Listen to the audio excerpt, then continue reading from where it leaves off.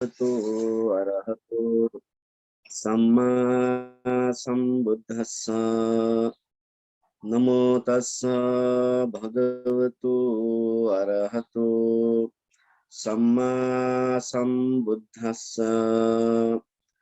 महासमयो पवनस्मिन् देवकाय समागमा आगतम् इमं धम्म समयं दक्षिताये अपराजित संघन्ति।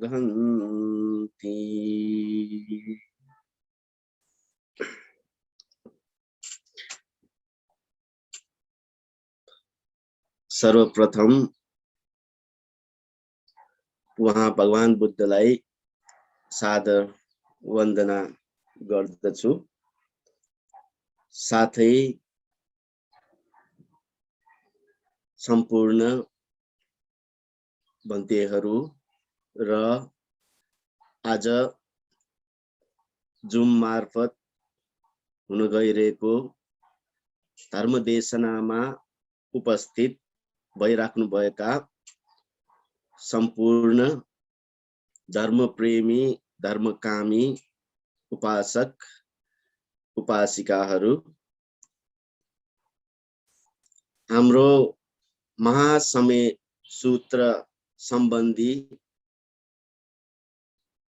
प्रथम भाग द्वितीय भाग सकेको छ र आज तेस्रो भागको सिलसिलामा महासमय सूत्रको बारे म तपाईहरुलाई केही कुरा भन्ने जमर्को गरिरहेको छु। सबभन्दा पहिला तपाईहरुलाई सम्झिनको लागि महासमय सूत्रको सम्बन्धी मैले के कुराहरू तपाईहरुलाई बताए भन्ने कुरा छोटकरीमा फेरि एकचोटी सम्झाउँछु। महासमय भन्ने शब्दको बारे मैले तपाईहरुलाई भनेको थिएँ र यो महासमय भनेको गौतम भगवान बुद्धको पालामा मात्र नभइकन अतीत वर्तमान र भविष्य तीनैवटा समयमा हरेक बुद्धहरूको पालामा नै एउटा महासभा हो यो महासमय भनेको।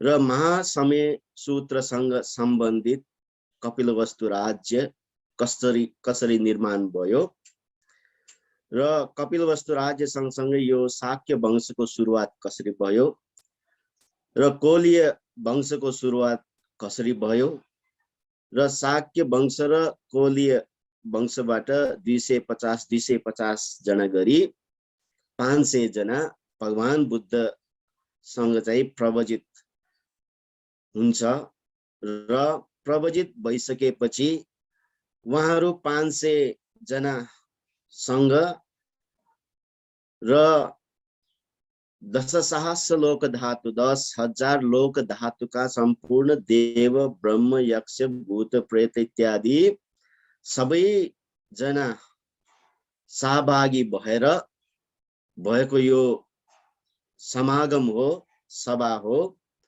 यसमा 500 जना भिक्षुहरू प्रवजित जीवनबाट विरक्त भएर फेरि गृहस्थमा जाने चित्त उत्पन्न हुन्छ।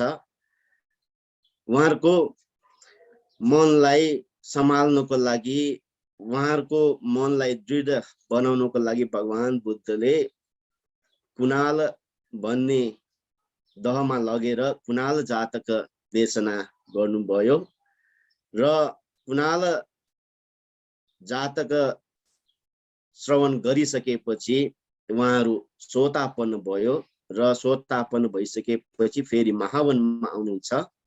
महावनमा अरहन्त हुनको लागि भगवान बुद्धले कर्मस्थान दिनुहुन्छ र त्यही कर्मस्थान अनुसार ध्यान भावना गर्ने क्रममा उहाँहरू 500 जना भिक्षुहरू अरहन्त भाव प्राप्त गरियो र यही अरहन्त 500 जना भिक्षुहरू र भगवान बुद्ध बसिरहेको यो महावन अति नै रमणीय महावन भन्ने कुरा मैले तपाईहरुलाई भनेको थिएँ र अरहन्त भिक्षुहरूले भरिभराउ भएको यो महावनमा देव ब्रह्म यक्षहरू सहभागी हुनको लागि यो महावन कति रमणीय हुनुपर्छ।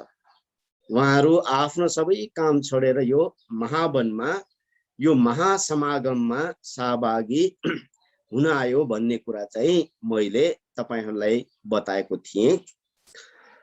अब तेस्रो भाग त्यहाँदेखि हामी अगाडि छलफल गर्दै जान्छौं। आजसम्म दोस्रो भाग सकियो।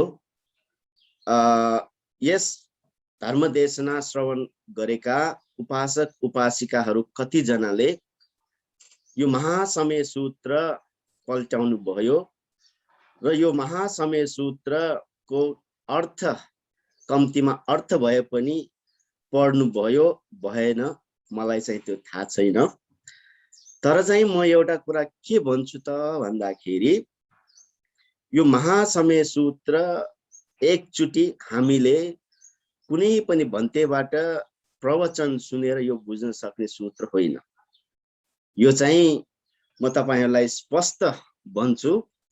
किन भन्दाखेरि यसमा हुन त हामीले सुनेका छौं यो महासमय सूत्र भनेको देवताहरूको नाम मात्र लिएर भगवान बुद्धले देशना गर्नु भएको उपदेशको रूपमा हामीले छोटकरीमा बुझेका छौं। देवताहरू धेरै जनाले मन पर्ने सूत्र भन्ने कुरा हामीले थाहा छौं। तर यति मात्र बुझेर चाहिँ महासमय सूत्रको बारे बुझ्नको लागि यो चाहिँ पर्याप्त छैन।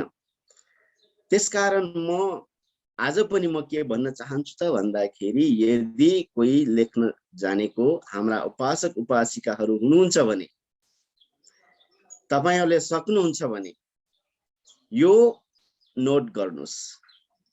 किन भन्दाखेरि यो मैले 1 घण्टाको उपदेश म गर्छु यो तपाईहरुले सम्झिन सक्दैन। र त्यति जस्तै कि हामी जातकको कुरा गर्छौं, कुनै एउटा धम्मपद अट्टकथाको बारे हामी कुरा गर्छौं, त्यसमा चाहिँ कुनै एउटा कथा हुन्छ, एउटा कहानी हुन्छ। त्यो कहानी भनेको 3 घण्टाको फिल्म एउटा हेरेर 3 घण्टाको कहानी 4 घण्टा बढाएर चाहिँ भन्न सक्ने हामीले यो महासमय सूत्रको बारे त्यसरी भन्न सजिलो छैन, सहज छैन। त्यसकारण यो सुन्दैमा यो चाहिँ कतिको महत्त्वपूर्ण सूत्र हो भन्ने कुरा चाहिँ बुझ्न चाहिँ गाह्रै छ। त्यसकारणले लेख्न जान्ने उपासक उपासिकाहरू हुनुहुन्छ भने नोट गर्दा अति नै राम्रो। अब आज यहाँदेखि हामी तेस्रो भागमा जाऊँ।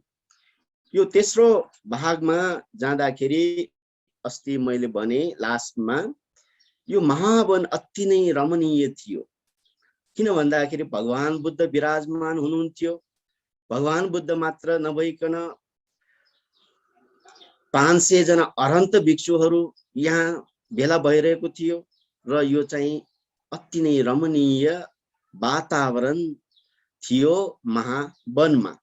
अब यसै वनमा यो सूत्रमा उल्लेख भए अनुसार त्यहाँ के छ त भन्दाखेरि यो सूत्रमा दशहि लोक धातु ही देवता ये भुयेन सन्निपतिता हुन्ति। ये भुयेन भनेको यो 10,000 चक्रवाल। 10,000 चक्रवाल भनेपछि यो कति कति यो 10,000 चक्रवालका देवताहरू ब्रह्महरू यसमा सहभागी भएको थियो। सबैजना प्राय जस्तो सबैजना चाहिँ सहभागी भएको कुरा चाहिँ यो महासमय सूत्रमा देशना गर्नु भएको छ। तर यो 10,000 लोक धातुमा बस्ने देवता ब्रह्महरू मध्ये सहभागी हुन नसकेका व्यक्तिहरू पनि थियो। यो महासमागम हुँदाखेरि, यति ठुलो समागम हुँदाखेरि यसमा सहभागी हुन नसकेका 3 वर्गका व्यक्तिहरू थिए। अब 3 वर्गका व्यक्तिहरू मध्ये कुनै पनि समापत्तिमा बसिराख्नु भएका ब्रह्महरू थिए भने ती ब्रह्महरू यसमा सहभागी हुन सकेन। समापत्ति भनेको हामीलाई थाहा छ, ब्रह्मलोकमा जन्म लिएका ब्रह्महरू भनेको आफ्नो ध्यान भावना अभ्यासद्वारा कुशल कर्मद्वारा ब्रह्मलोकमा जन्म भएका व्यक्तिहरू ब्रह्महरू। अब यो ब्रह्महरू कुनै कुनै बेला महासमापत्तिमा बस्नुहुन्छ। समापत्ति भनेको ध्यानमा बस्नुहुन्छ। ध्यान बस्दाखेरि कहीँ कतै जानुहुन्न।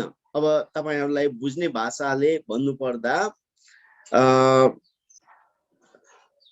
हाम्रो लामा गुरुहरुको परम्परामा एउटा गुफा बस्ने भनेको छ।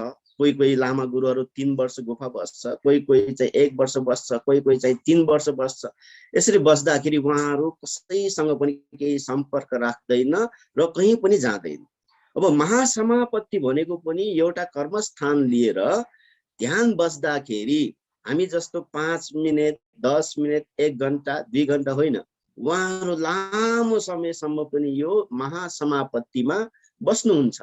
त्यसकारण यो महासमय सूत्र देशना गर्नु हुँदाखेरि ब्रह्मलोकमा बसेका ब्रह्महरू, समापत्तिमा बसेका ब्रह्महरू 4 जना सहभागी भएको थिएन है, सहभागी हुन सकेन उहाँहरु। अनि अर्को चाहिँ को हो त भन्दाखेरि अरूपावचर ब्रह्मलोकमा जन्म लिएका व्यक्तिहरू। अरूपावचर ब्रह्मलोक भनेपछि आकाशानंद चायतन, विज्ञानंद चायतन, आकिंचन्यायतन, नेव संज्ञा ना संज्ञायतन है, यो अरूपावचर ब्रह्मलोक।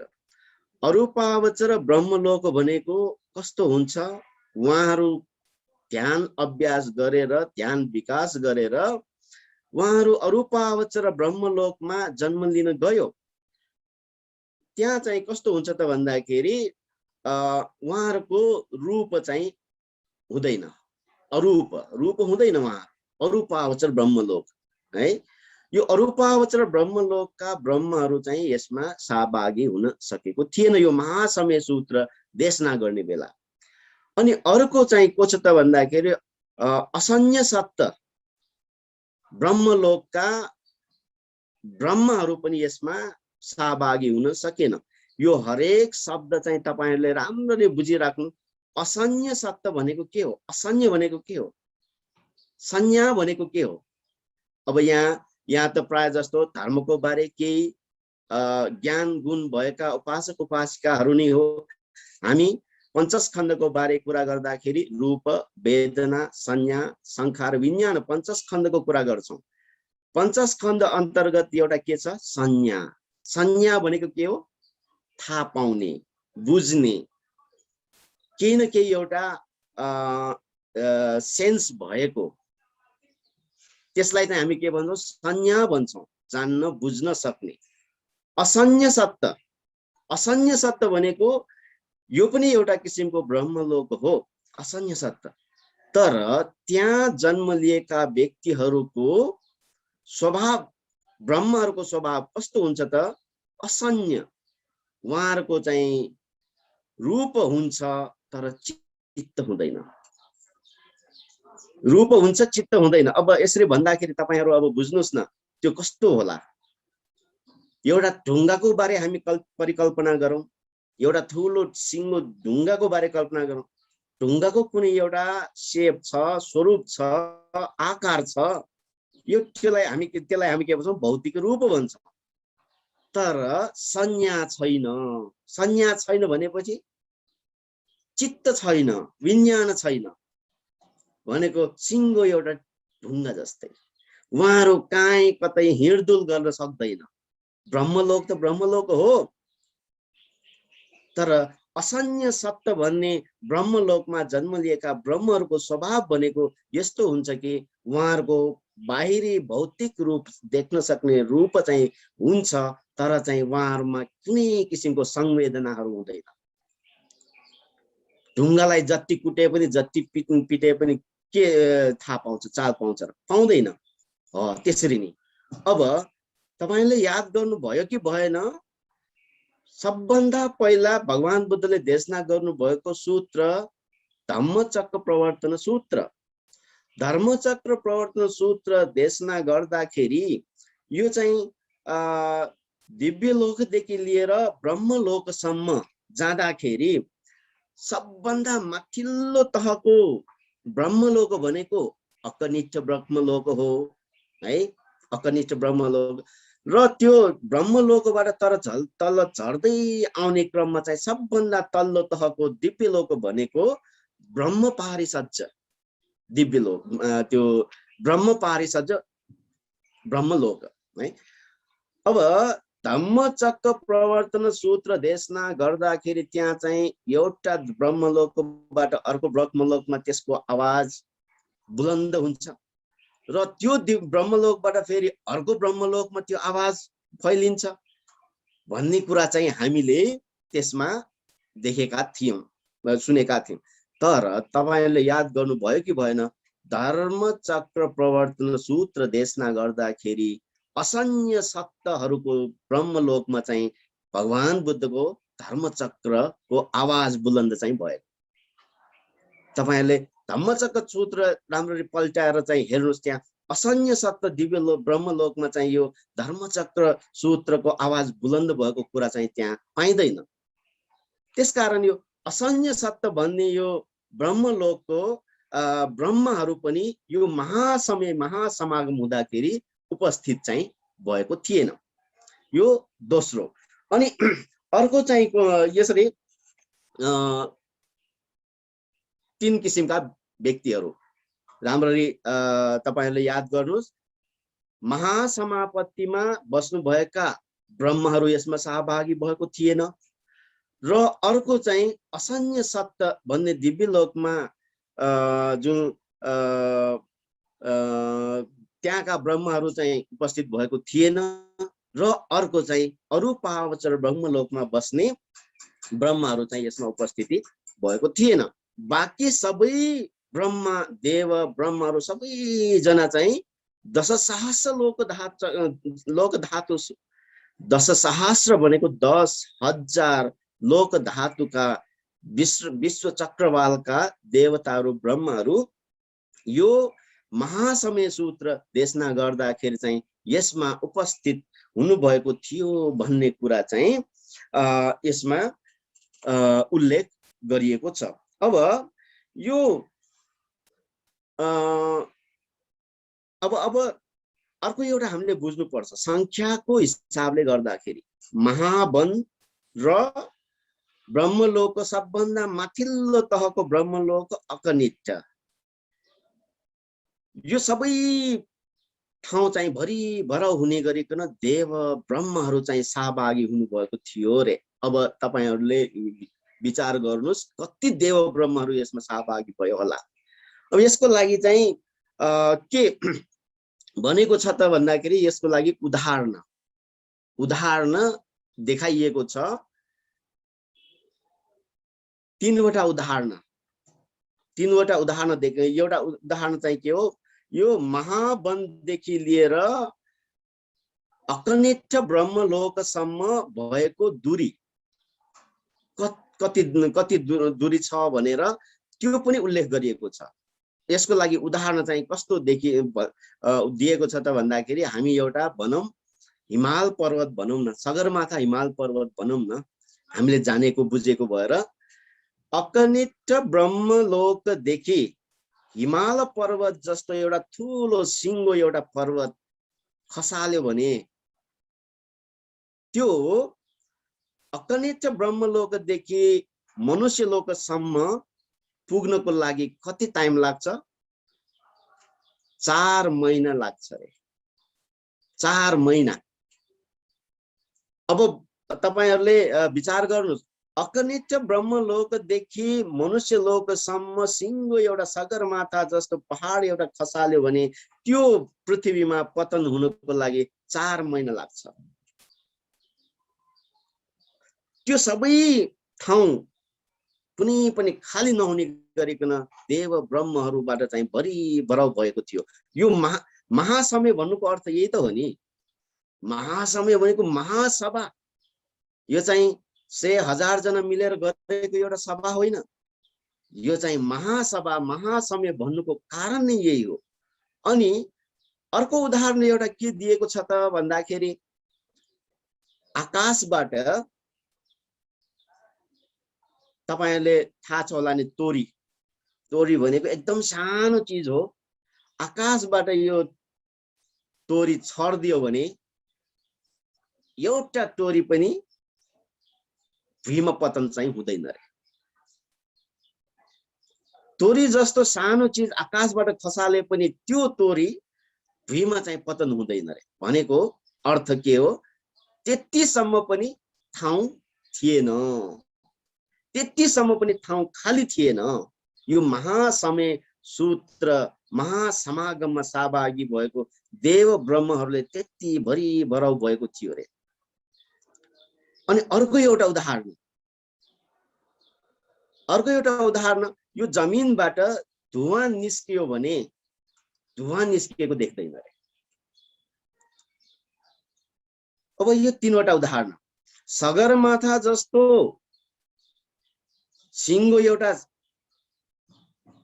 पर्वत अकनिष्ठ ब्रह्मलोकबाट खसाल्दाखेरि जमिनमा पतन हुनको लागि 4 महिना लाग्छ। यति ठाउँ चाहिँ भरिभराउ भएको थियो देव ब्रह्महरूबाट।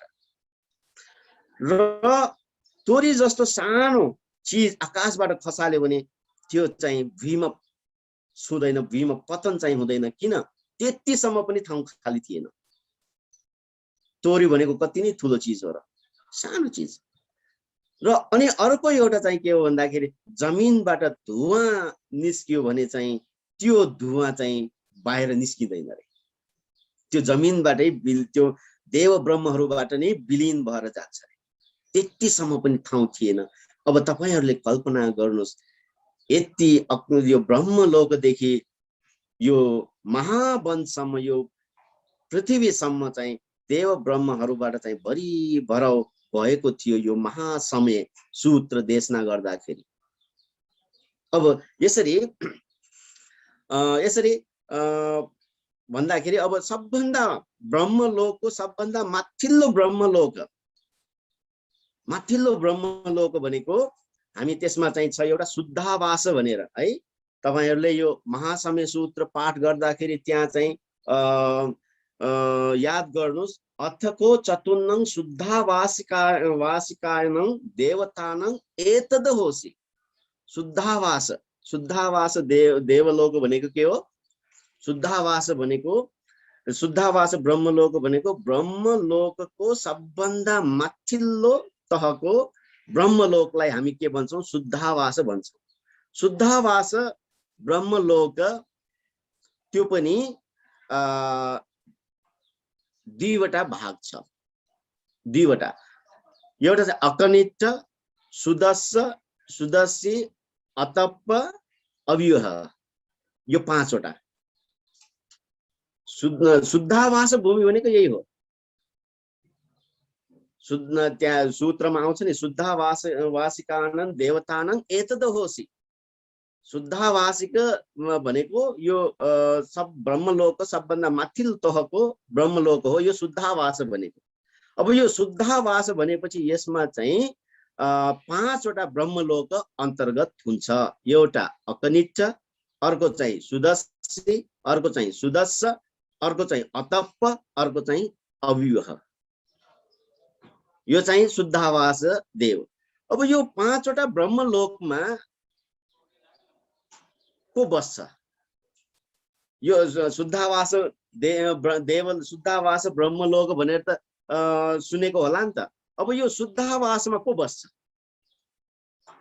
यो भगवान बुद्धले यो सबै कुराहरू देशना गर्नु भएको छ। अब यो शुद्धावास ब्रह्मलोकमा को बस्छ? संसारमा हामी अनमतज्ञ यो संसारमा कहाँ हामी घुमेर आइसक्यौं। कहाँ हामी जन्म लिएर आइसक्यौं होला। दिव्यलोकमा गएर आइसक्यौं होला, ब्रह्मलोकमा गएर आइसक्यौँ होला, कहाँ कहाँ पुगेर आइसक्यौँ होला, तर हामी सबैजना कोही व्यक्ति पनि अहिलेसम्म पनि शुद्धावास ब्रह्मलोकमा चाहिँ जन्म लिएको छैन। हामीमा कोही पनि शुद्धावास ब्रह्मलोकमा चाहिँ जान सकेको छैन। यो भन्नुको अर्थ तपाईहरुले बुझ्नुस्, यो शुद्धावास भनेको यस्तो हुन्छ कि यो शुद्धावास ब्रह्मलोकमा जाने भनेकै के हो? अनागामी भएको व्यक्तिहरू मात्रै। अनागामी भएको व्यक्तिहरू यो मनुष्य लोकमा ध्यान अभ्यास गरेर अब उहाँहरू चाहिँ अनागामी भयो। अनागामी भइसकेपछि उहाँहरू फेरि यो कामलोकमा फर्केर आउँदैन। यो मनुष्य लोकबाट च्युत भइसकेपछि यो कामलोकमा उहाँहरू फर्केर आउनुहुन्न। अनागामी भएकाहरू, अनागामी भएकाहरू यहाँबाट च्युत भएर कहाँ जानुहुन्छ त? शुद्धावास भूमिमा जानुहुन्छ। अब यो शुद्धावास भूमि भनेपछि यो अकनिष्ठ, सुदस्य, सुदस्य, अतप्प, अविह, यो पाँचवटा मध्ये कुनै एउटा शुद्धावास भूमिमा चाहिँ गएर जन्म लिन जानुहुन्छ र त्यहीबाट उहाँहरू अनन्त भएर विलीन भएर जान्छ। अब यो शुद्धावास भनेको शुद्धावास भूमि भनेको अब यस्तो अब यसरी अथको चतुर्णं शुद्धावास वासकानं देवतानं एतद होसी। यही जुन त्यो शुद्धावासमा बस्ने ब्रह्महरू 4 जना चाहिँ यो महासमय सूत्र देशना सुन्नको लागि चाहिँ उपस्थित हुन चाहिँ सकेन। अनि उहाँहरूले चाहिँ यसो आफूले चाहिँ जुन त्यो महासमापत्तिमा बसिराख्नु भएको, उहाँहरू ध्यानमा बसिराख्नु भएको, अब लामो समयसम्म ध्यानमा बसिराख्नु भएको, अब फेरि उहाँहरू चाहिँ समापत्तिबाट उठ्नुहुन्छ। समापत्तिबाट उठेर यसो हेर्दाखेरि चाहिँ पुरै यो सबै चाहिँ के हो? एकदमै सुनसान, एकदमै सुनसान। अब सबैजना कहाँ गएछ त? सबैजना चाहिँ महावनमा जन्म हुन गएछ। सबैजना महावनमा जन्म हुन गएको कारणले गर्दाखेरि त्यहाँ सबै यो शुद्धावास ब्रह्मलोक चाहिँ खाली भएर चाहिँ एकदमै सुनसान भइरहेको अवस्था। उहाँले चाहिँ आफ्नो ज्ञानले चाहिँ अब यो शुद्धावास, त्यो बेलाको शुद्धावास कस्तो अवस्थामा थियो त भन्दाखेरि यो अट्टकथामा देशना गरेको छ कि पच्छा भत्ते भत्त गेहंव्य, पच्छा भत्ते भत्त गेहंव्य भनेको बिहारमा भोजन सकेपछि बेलुकाको समयमा भान्सा घरमा कोही हुँदैन। भान्सा घरमा चाहिँ सुनसान हुन्छ, कोही जाँदैन। यहाँ उदाहरण कस्तो दिएछ त भन्दाखेरि यो शुद्धावास भूमि भनेको एकदमै सुनसान थियो रे। कस्तो भन्दाखेरि बिहारमा रहेको बेलुका समयको भान्सा घरसम्म सुनसान थियो रे, त्यतिसम्म। अनि त्यति सुनसान थियो। उहाँले चाहिँ के कल्पना गर्छ त, यो सबैजना कहाँ गयो भनेर आफ्नो ज्ञानले हेर्छ। कहाँ गयो त भनेर ज्ञानले हेर्दाखेरि उहाँले के देख्छ त? उहाँले देख्नुहुन्छ कि यो सबैजना चाहिँ हामी समापत्तिमा बसिरहेको बेला चाहिँ सबैजना कहाँ गए जानुभएछ त? महावनमा जानुभएको रहेछ त। अब उहाँहरूलाई पनि त अब जानु इच्छा उत्पन्न हुन्छ, हामी पनि जानु पर्यो भनेर जाने इच्छा भएर चाहिँ उहाँहरूले चाहिँ अब जान खोज्छ। तर उहाँहरू जान सक्नुहुन्छ कि हुन्न? उहाँहरू चाहिँ भगवान बुद्धको जुन त्यो महासमय भइरहेको महावनमा चाहिँ उहाँहरू जान सक्नु भएन, नजिक चाहिँ जान सक्नु भएन। किन? त्यतिसम्म पनि देव ब्रह्महरूबाट चाहिँ भरिभराउ भइरहेको थियो। अनि उहाँहरू चाहिँ ठिकै छ, हामी पनि अब जसरी भए पनि यसमा एकचोटि सहभागी हौँ न भनेर उहाँहरू चाहिँ एकजना पूर्व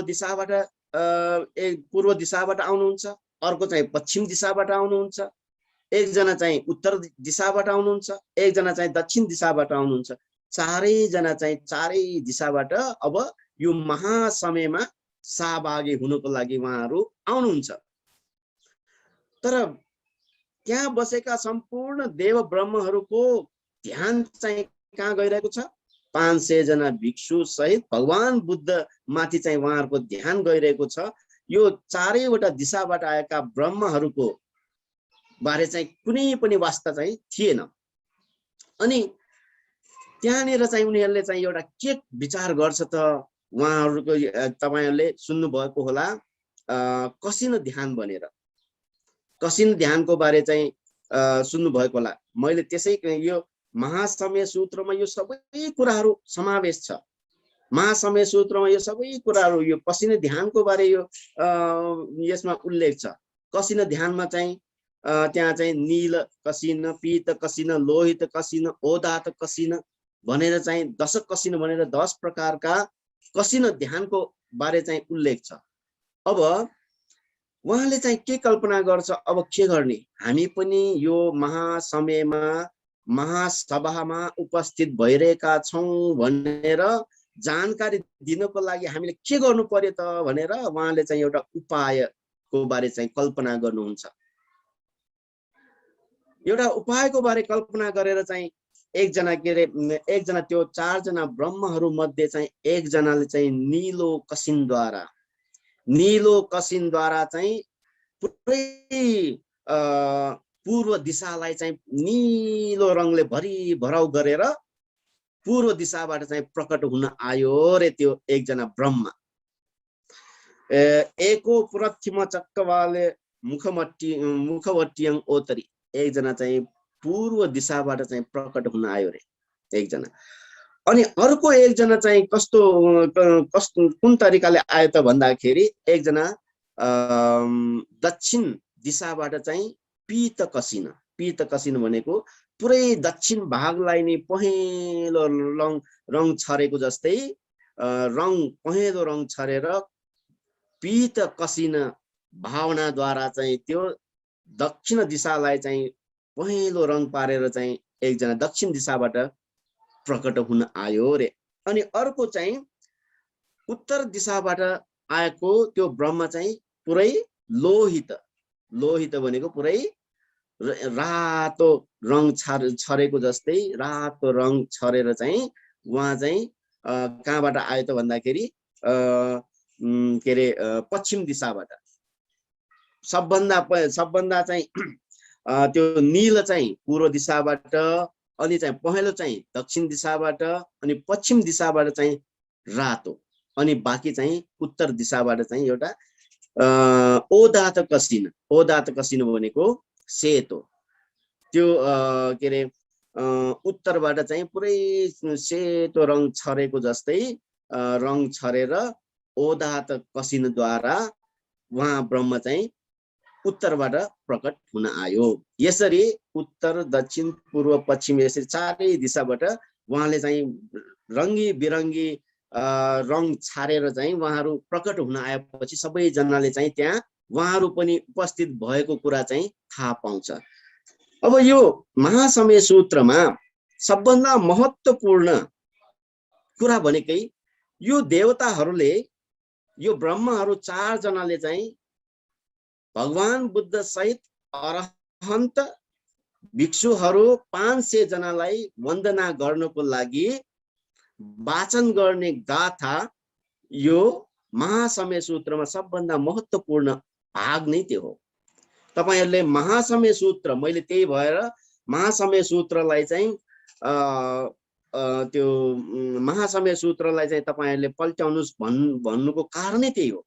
यो 4 जना ब्रह्महरूले 4 वटा गाथाद्वारा भगवान बुद्ध सहित 500 जना अरहन्त भिक्षुहरूलाई चाहिँ वन्दना गर्नुहुन्छ। यो महासमय सूत्रको सबभन्दा महत्त्वपूर्ण भाग नै त्यही हो। मैले अघि एउटा गाथा वाचन गरे, त्यो गाथा महासमयो पवनस्मिन् देवकाया समागता आगतम इमं धम्म समयं दक्किताये अपराजित संघन्ति। उहाँले चाहिँ सबभन्दा पहिला के भन्नुहुन्छ त भन्दाखेरि महासमयो पवनस्मिन्, यो महावनमा चाहिँ एउटा महासमय भइरहेको छ। अब यो महासमय भनेको एउटा के हो? यहाँ चाहिँ धर्मसभा भगवान बुद्ध 500 जना भिक्षुहरू देव ब्रह्महरू मिलेर गरेको एउटा धर्मसभा।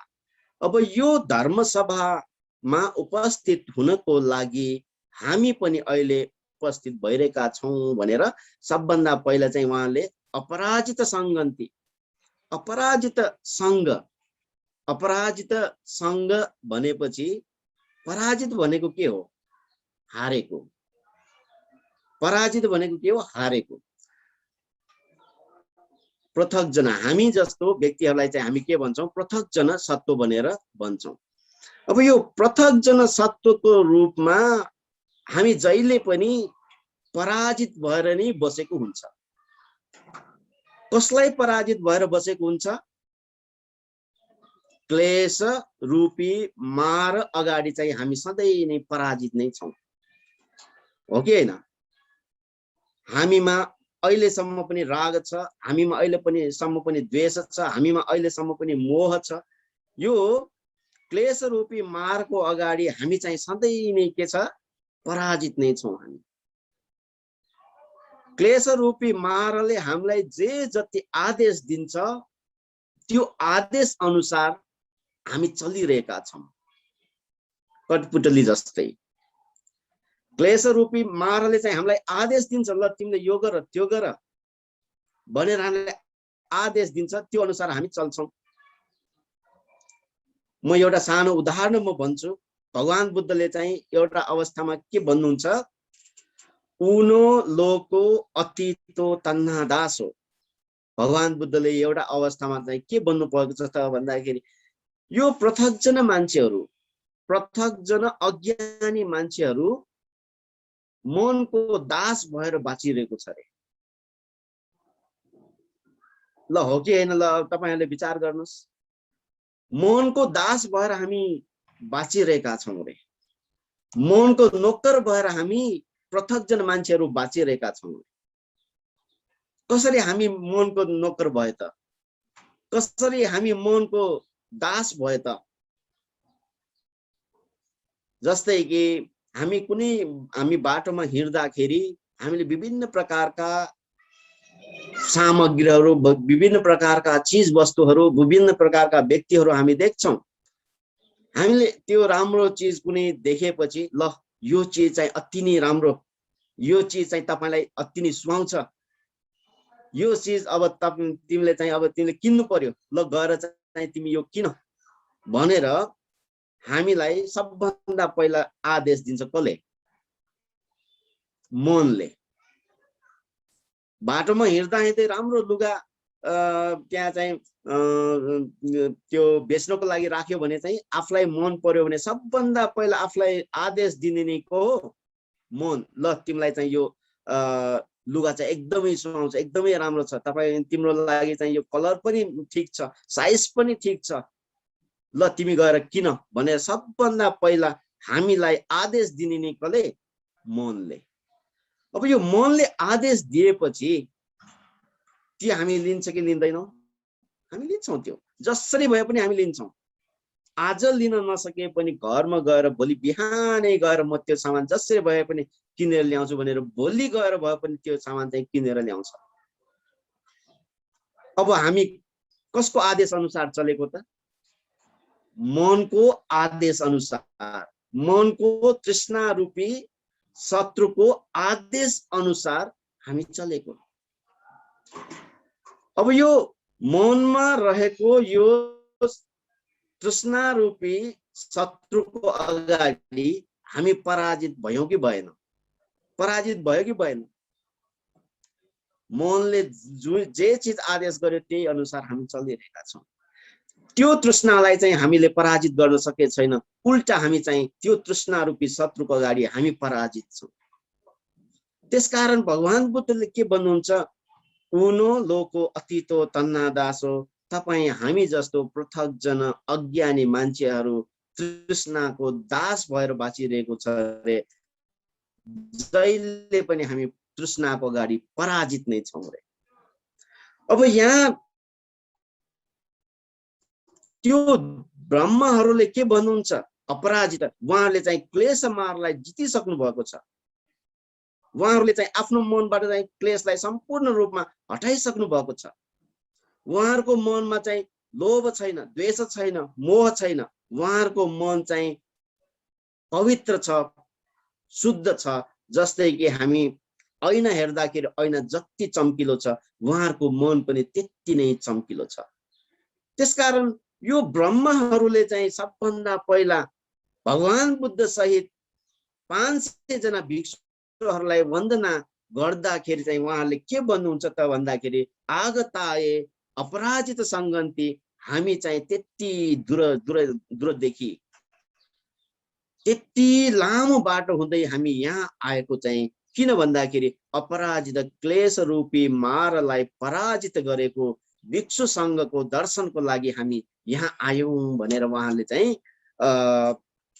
यसरी देशना यसरी चाहिँ उहाँले गाथा वाचन गर्नुहुन्छ। अनि त्यसपछि अर्को चाहिँ के छ त भन्दाखेरि यहाँ मैले अघि पनि भने सबभन्दा महत्त्वपूर्ण भनेकै महासमय सूत्रको यो देवताहरूले वाचन गर्ने 4 वटा गाथा, यो चाहिँ सबभन्दा महत्त्वपूर्ण महासमय सूत्रको महत्त्वपूर्ण भाग नै यही हो। तपाईहरु महासमय सूत्र पल्ट्याउनुस्, महापरित्राण किताबमा छ, दीघ निकायको 23औं नम्बरको किताबमा छ है। तपाईहरुले जहाँ भए पनि यो पल्ट्याउनुस्, त्यहाँ चाहिँ गएर हेर्नुस्। त्यहाँ चाहिँ अझ के छ त भन्दाखेरि तत्र भिक्षवो समादहंसु चित्तमत्तनो उजुमकंसु सारथिव नेत्तानि गहेत्वा इन्द्रियानि रक्षन्ति पण्डिता। अनि अर्को देवताले चाहिँ फेरि के भन्छ त, अर्को देवताले फेरि के भन्छ त भन्दाखेरि यो मनलाई एकचित्त गरेको, यो मनलाई एकचित्त गरेको, जस्तै घोडा बाँधेको जुन रथ, घोडाको घाँटीमा डोरीले बाँधेर एकजना सारथी भन्छौं। सारथी भनेको के हो, अहिलेको भाषामा भन्नुपर्दा चाहिँ हामी ड्राइभर भनौं न, ड्राइभर। अब पहिला त घोडा बाँधेको यो रथ चढेर चाहिँ मान्छेहरू यताउता जाने गर्छ। घोडाको घाँटीमा चाहिँ 3-4 वटा डोरी बाँधेको हुन्छ। अब त्यही डोरीले चाहिँ घोडालाई के गर्छ, कन्ट्रोल गर्छ। त्यही डोरीले घोडालाई कन्ट्रोल गरेर चाहिँ आफूलाई जानुपर्ने बाटो हुँदै लान्छ, त्यो घोडालाई चाहिँ नियन्त्रण गर्छ। त्यसरी नै अरहन्त भिक्षुहरूले यो मनलाई चाहिँ त्यही तरिकाले एकदम कुशल सारथी भनेको एकदम कुशल ड्राइभरले, जसरी त्यो कुशल ड्राइभरले चाहिँ यो घोडालाई चाहिँ आफ्नो नियन्त्रणमा राखेर रथ चाहिँ अगाडि बढाउँछ, त्यसरी नै अरहन्त भिक्षुहरूले आफ्नो मनलाई चाहिँ नियन्त्रणमा राखेको छ अरे। अब यो अरहन्त भन्तेहरूको बारे उहाँले चाहिँ के भन्नुहुन्छ, वर्णन गरिरहेको अवस्था। अरहन्त भन्तेहरूको बारे चाहिँ उहाँहरूले भनिरहेको, उहाँ यो 500 भगवान बुद्ध सहित यो 500 जना भिक्षुहरू आफ्नो मनलाई चाहिँ नियन्त्रणमा राखिसकेको व्यक्तिहरू। अब हामीले आफ्नो मनलाई चाहिँ नियन्त्रणमा राख्न सकेको छ कि छैन? अब अरहन्त भन्तेहरू र हामी बीचको त्यो भिन्नतालाई पनि हामी बुझ्दै जाऊँ। अरहन्त धम्मपदमा चाहिँ के छ त, उदकंहि नयन्ति नेत्तिका उसुकारा नमयन्ति तेजना दारुं नमयन्ति तत्सक्का अत्तानं दमयन्ति पण्डिता। धम्मपदमा के भनेछ, उदकंहि नयन्ति नेत्तिका, किसानले आफूलाई चाहिने ठाउँमा जसरी भए पनि ढल खनेर पानी लान्छ, हो कि हैन? हो। उदकंहि नयन्ति नेत्तिका उसुकारा नमयन्ति तेजनं, जुन त्यो फलामको काम गर्ने मान्छेहरू, कामी भन्छौं नि हामी, फलामको काम गर्ने त्यो कामी उहाँहरूले पनि फलाम आफूलाई जे जस्तो किसिमको शेप बनाउनु पर्छ त्यो तरिकाले उहाँले जसरी भए पनि बनाउँछ फलामको काम गर्ने मान्छेहरूले। दारुं नमयन्ति तत्सक्का, त्यसरी नै सिकर्मीले पनि काठलाई चाहिँ आफूले जस्तो किसिमको चाहिन्छ त्यो अनुसार चाहिँ काटेर किल्ला ठोकेर जसरी भए पनि बनाउँछ। त्यसरी नै अत्तानं दमयन्ति पण्डिता, अरहन्त भिक्षुहरूले पनि आफूलाई चाहिने तरिकाले चाहिँ आफ्नो मनलाई चाहिँ नियन्त्रण गरेको हुन्छ। अब हामी बीच र अरहन्त भिक्षुहरूको बीच चाहिँ भिन्नता तपाईहरुले बुझ्नुस् यहाँबाट। हामीलाई चाहिँ नियन्त्रणमा राखेको हुन्छ कसले? आफ्नो मन भित्रको तृष्णाले। आफ्नो मन भित्रको तृष्णाले हामीलाई नियन्त्रणमा राखेको हुन्छ, कन्ट्रोलमा राखेको हुन्छ। र अरहन्त भिक्षुहरुको स्वभाव कस्तो हुन्छ? आफूलाई चाहिने तरिकाले चाहिँ त्यो तृष्णालाई चाहिँ कन्ट्रोल गरिसकेको हुन्छ, त्यो तृष्णालाई चाहिँ हटाइसकेको हुन्छ। उहाँहरु चाहिँ हाम्रो मनले चाहिँ हामीलाई नियन्त्रणमा गरिरहेको हुन्छ, तर अरहन्त भिक्षुहरुले चाहिँ आफूले आफ्नो मनलाई नियन्त्रणमा राखेको हुन्छ। त्यो फरक छ कि छैन? बिल्कुलै फरक छ। अब यसरी अपराजित, यसरी आफ्नो मनलाई चाहिँ एकदम सिधा पारिसकेको र आफ्नो मनलाई एकचित्त गरिसकेको, यो त्यति मात्र होइन कि इन्द्रियानि रक्षन्ति भनेर छ। यो इन्द्रियहरूलाई चाहिँ रक्षा गरेको, इन्द्रियहरूलाई रक्षा गरेको भनेको पञ्च इन्द्रिय। पञ्च इन्द्रिय भनेको आँखा, नाक, मुख, कान, यो शरीर। यसलाई चाहिँ हामी के भन्छौं? पञ्च इन्द्रिय।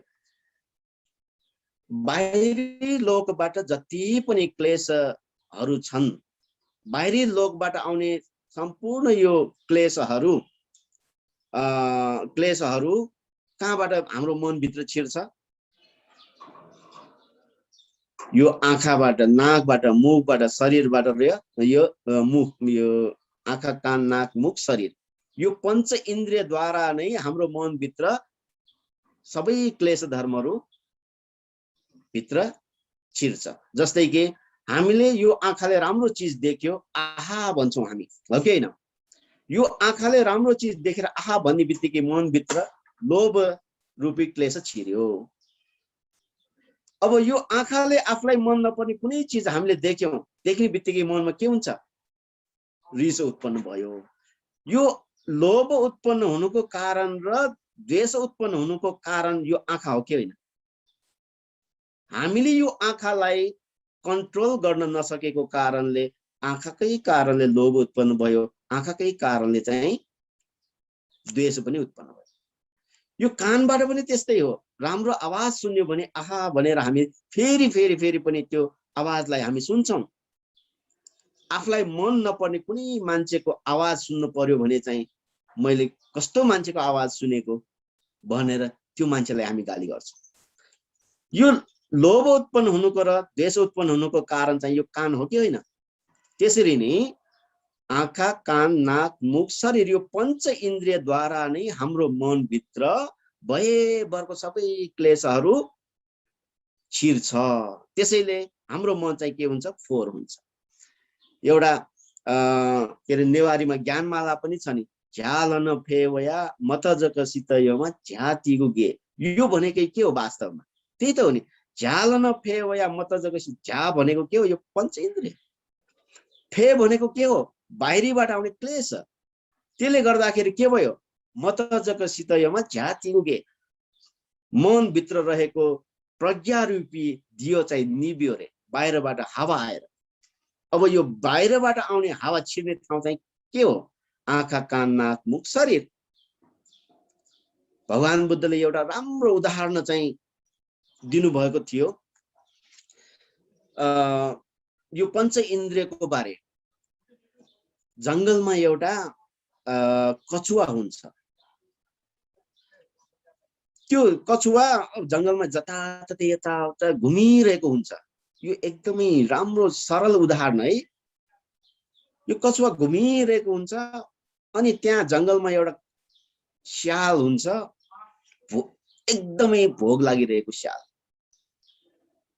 त्यो स्याललाई अब के खाउँ अब धेरै भोग लागिसक्यो। यो जंगलमा डुल्दा डुल्दै अब एकदमै भोग लागिसकेको छ। अब के खाउँ भएर अब खाना खोज्दै हिँडिरहेको हुन्छ यो स्याल। खाना खोज्दै हिँडिरहेको छ अनि त्यो स्यालले चाहिँ ठ्याक्क कसलाई देख्छ? कछुवालाई देख्छ। कछुवालाई देख्ने बित्तिकै त्यो कछुवाले त्यो स्यालले चाहिँ के विचार गर्छ? ल अब चाहिँ मलाई चाहिँ एउटा खाना पायो, भेटायो। म यो कछुवालाई चाहिँ मारेर म खान्छु भनेर यो कछुवातिर चाहिँ दौडेर जान्छ यो स्याल। दौडेर यो स्याल नजिक आउने बित्तिकै कछुवा के गर्छ? कछुवा चाहिँ ठ्याक्कै आफ्नो 4वटा खुट्टा, आफ्नो टाउको सबै आफ्नो यो त्यो खोपडी भित्र चाहिँ राखेर लुकेर बस्छ। अनि त्यो स्यालले चाहिँ एकदमै चल्छ कि अब जसरी भए पनि अब यो कछुवालाई चाहिँ म मारेर खान्छु भनेर उसलाई चाहिँ खुट्टाले हान्छ, यता पल्ट्याउँछ उता पल्ट्याउँछ। यो कछुवा चाहिँ आफ्नो खोपडी बाहिर चाहिँ न खुट्टा अगाडि सारेको न टाउको अगाडि सारेको केही गर्दैन, चुप्प लाएर बस्छ। त्यसरी चल्छ यो स्याल पनि चल्छ। अब जसरी भए पनि यो म चाहिँ यसलाई चाहिँ मारेर खान्छु भनेर चल्छ। सक्दै सकेन, आखिर थाकेर यो स्यालले चाहिँ कछुवालाई छोडेर आफ्नो बाटोतिर लाग्छ। भगवान बुद्धले यहाँ उदाहरण दिनुभएको छ कि जबसम्म त्यो कछुवा आफ्नो खोपडी त्यो भित्र आफ्नो यो त्यहाँ चाहिँ लुकेर बसेको हुन्छ तबसम्म कछुवा सुरक्षित नै हुन्छ रे। त्यसरी नै जबसम्म हामीले यो पञ्च इन्द्रियलाई आफ्नो नियन्त्रणमा राखेको हुन्छ तबसम्म हामी पनि सुरक्षित नै हुन्छौँ।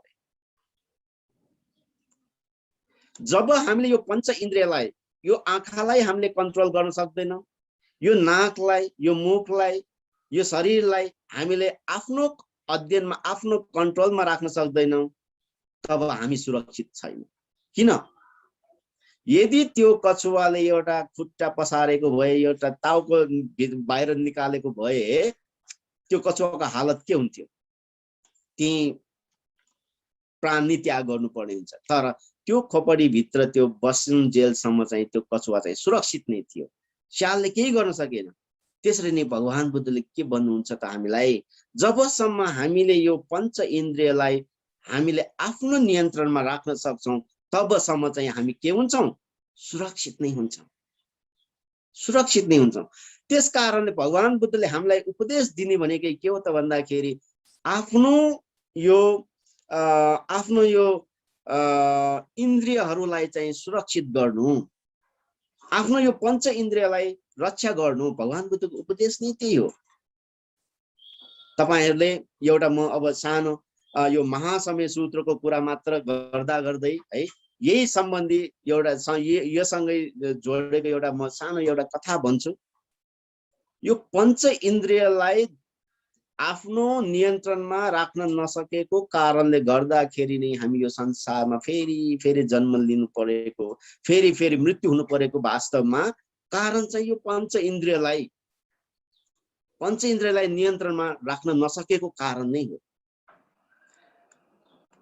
तपाईहरुले भगवान बुद्धको पालामा एकजना व्यक्ति थियो, बाह्य दारुचिर्य भन्ने व्यक्ति, नाम सुनेको होला सायद। बाह्य दारुचिर्य, त्यो बाह्य नाम चाहिँ खास चाहिँ उहाँको नाम चाहिँ बाह्य हो। एक दिन चाहिँ त्यो समुद्रको यात्रामा जान्छ यो बाह्य। जाँदाखेरि बिचमै के हुन्छ, यो जहाज चाहिँ पल्टेर दुर्घटना हुन्छ।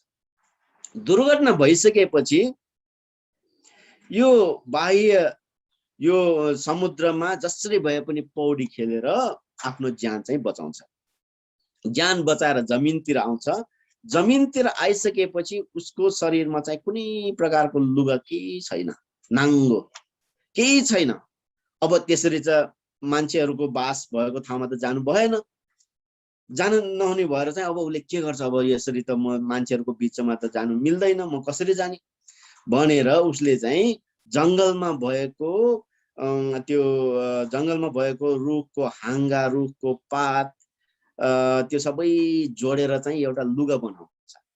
लुगा बनाएर अब त्यसैले नि त्यसैको लुगा लगाएर त्यो चाहिँ मान्छेहरूको बास भएको ठाउँमा जान्छ।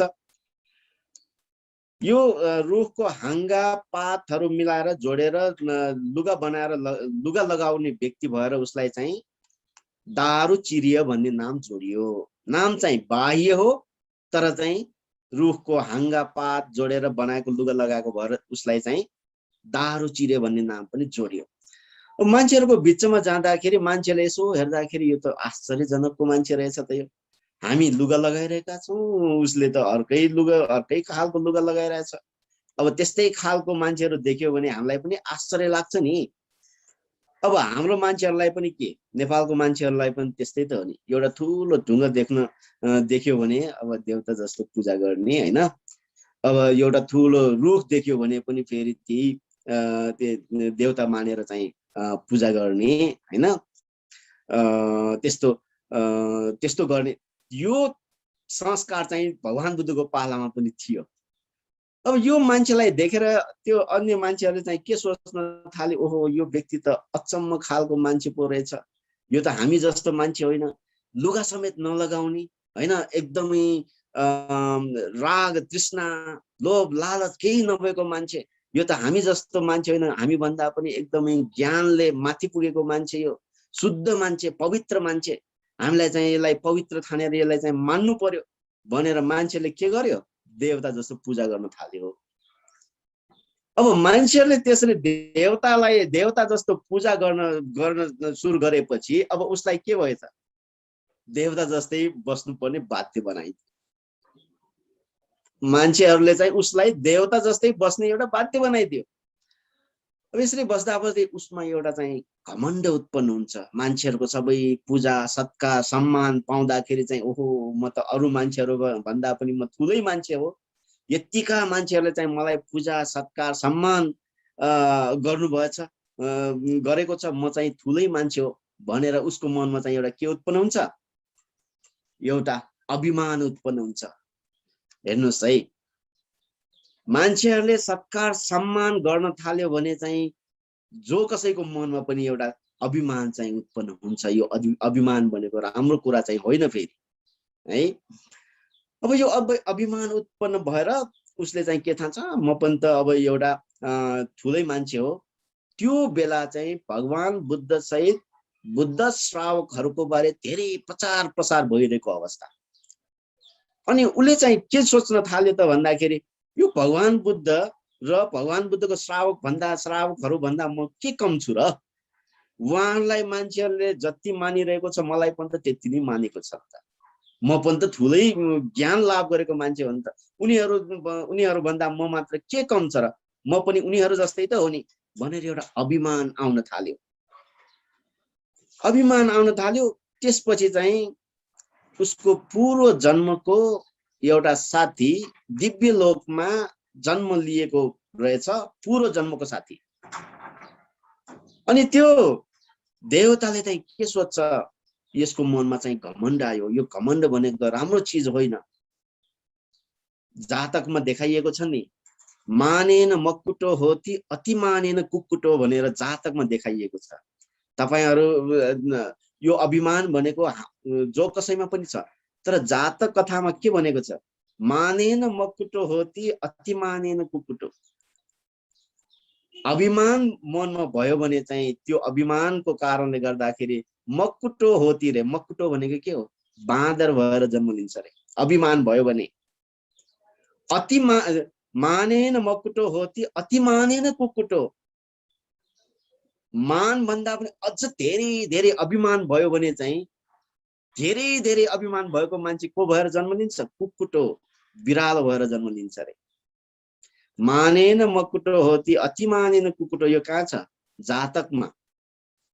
यो अभिमान भनेको एउटा राम्रो चिज होइन। हरेक तरिकाले चाहिँ हाम्रो मनमा अभिमान आउन सक्छ।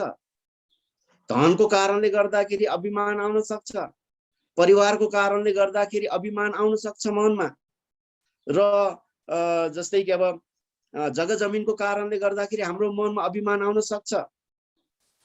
जो कसैमा पनि अब धेरै मान्छेहरूले चाहिँ सत्कार सम्मान गर्न थाल्यो, प्रशंसा गर्न थाल्यो भने पनि अभिमान आउन सक्छ। जुन तरिकाले यो अभिमान आए पनि यो अभिमान भनेको राम्रो चिज होइन। अब यसलाई बुझेर चाहिँ त्यो आफ्नो पूर्व जन्मको साथी आएर चाहिँ के भन्छ, तिमी चाहिँ तिमीमा कुनै प्रकारको नभएको गुण चाहिँ तिमीले चाहिँ मसँग पनि यस्तो गुण छ उस्तो गुण छ भनेर तपाईले चाहिँ प्रचार प्रसार गरिराख्नु भएको छ, तपाईमा त्यस्तो खालको भगवान बुद्धको श्रावकहरुमा रहेको कुनै प्रकारको गुण तिमीमा छैन, यदि तिमीलाई चाहिँ उहाँहरू जस्तै ज्ञान लाभ गर्न चाहनुहुन्छ भने राजगृह नगरमा चाहिँ भगवान बुद्ध बास बसिराख्नु भएको छ, भगवान बुद्धलाई गएर भेट्न जानु भनेर त्यो पूर्व जन्मको आफ्नो साथी आएर चाहिँ मनुष्य वेश लिएर आएर चाहिँ त्यस्तो भन्दाखेरि त्यो बाह्य दारुचिरेलाई चाहिँ के हुन्छ, भगवान बुद्ध भेट्ने हतार हुन्छ। म चाहिँ कहिले यो भगवान बुद्धलाई भेट्ने भनेर भगवान बुद्धलाई भेट्ने हतार भएर एक रातसम्म हिँडेर गयो भनेर उल्लेख छ। एक रातसम्म हिँडेर गयो, किन? भगवान बुद्धलाई भेट्नको लागि, किन? भगवान बुद्धको श्रावकहरुमा रहेको गुण चाहिँ ज्ञान प्राप्त गर्नको लागि एक रातसम्म हिँडेर गएर भगवान बुद्धलाई भेट्न जान्छ। भेट्न जाँदाखेरि भोलिपल्ट बिहान भएको हुन्छ। बिहानको समय भगवान बुद्ध भिक्षाटनमा गइरहेको अवस्था, भिक्षाटनमा गइरहेको अवस्थामा त्यो बाह्य दारुचिरे भगवान बुद्धको नजिक गएर भगवान बुद्धको पाउ धोकेर भगवान बुद्धलाई के भन्छ त, भगवान शास्ता मलाई चाहिँ तपाईको श्रावकहरूले जस्तो ज्ञान प्राप्त गर्नको लागि मलाई के एउटा उपदेश दिनुस् भनेर प्रार्थना गर्छ। भगवान बुद्धले के भन्नुहुन्छ, बाह्य दारुचिरे म भिक्षाटनमा गइरहेको छु, यो उपदेश दिने समय होइन भन्दाखेरि फेरि उले जिद्दी गर्छ, होइन भगवान मलाई चाहिँ जस्तो सुकै भए पनि मलाई चाहिँ केही उपदेश मलाई दिनुस् भन्दाखेरि फेरि भगवान बुद्धले के भन्नुहुन्छ, म चाहिँ भिक्षाटनमा गइरहेको छु, म यो बेला कसरी तिमीलाई उपदेश दिने भन्दा भन्दै फेरि जिद्दी गर्न थाल्छ, मलाई जसरी भए पनि तपाईले उपदेश एउटा दिनुस् भनेर भन्दाखेरि भगवान बुद्धले आफ्नो ज्ञानद्वारा हेर्छ कि यो व्यक्तिको स्वभावलाई भगवान बुद्धले हेर्छ।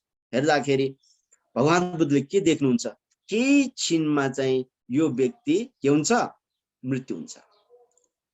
केही क्षणमा चाहिँ यो व्यक्तिको मृत्यु हुन्छ।